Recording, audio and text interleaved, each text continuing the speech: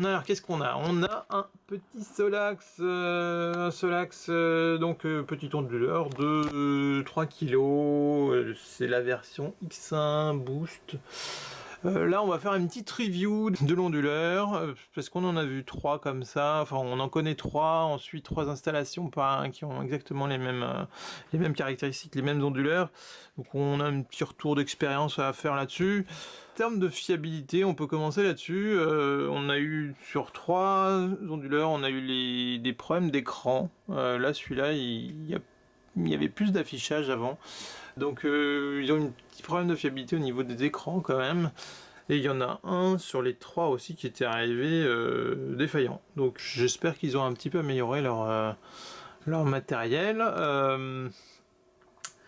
Donc 3 kg, 2 MPPT, on peut le surcharger, il communique en Wi-Fi, il peut faire du zéro injection avec un compteur dédié.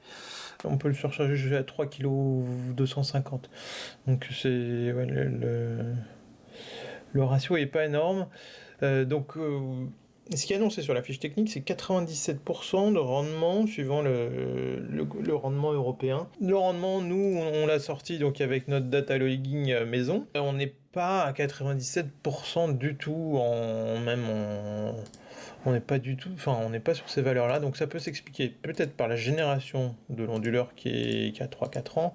Donc est-ce qu'il correspond à ces fiches techniques? Je ne sais, mais normalement il a exactement les mêmes références. Et autre chose, c'est que il donne 97,8 en rendement max et 97 en rendement européen. Donc là, on peut voir sur la courbe, on est à 92,6, 92,7 en rendement max.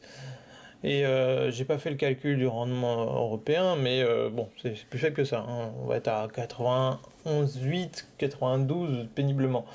Après, il est pas mauvais, hein, mais bon, on trouve quand même une nette différence par rapport à ce qui est annoncé. Le pic de performance, on voit que c'est entre 1000 et 2000 watts, donc c'est bien. D'après le rendement européen, c'est là qu'on passe le plus clair de notre temps. Le plus clair de notre temps, enfin l'onduleur, s'il est correctement dimensionné, il va être sur cette plage-là.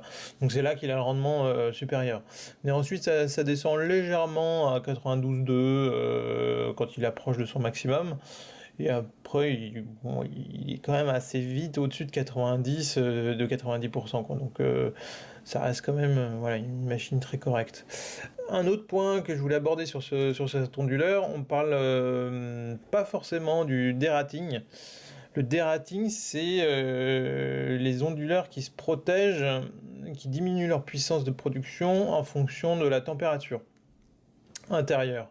Donc ils ont souvent des capteurs de température, et celui-là, on peut le suivre, par exemple, cet onduleur, et la température, elle monte en ce moment, là il fait chaud, on est du côté de Montpellier, ça monte à l'intérieur à 60-65 degrés, et ils mettent sur la datasheet qu'il y a du dérating à partir de 45 degrés.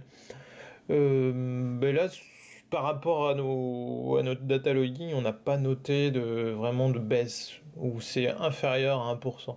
C'est vraiment pas grand chose, enfin, c'est limite, bon. Alors, entre 45 et 60 degrés, voilà, c'est pas une chose qui est forcément significative.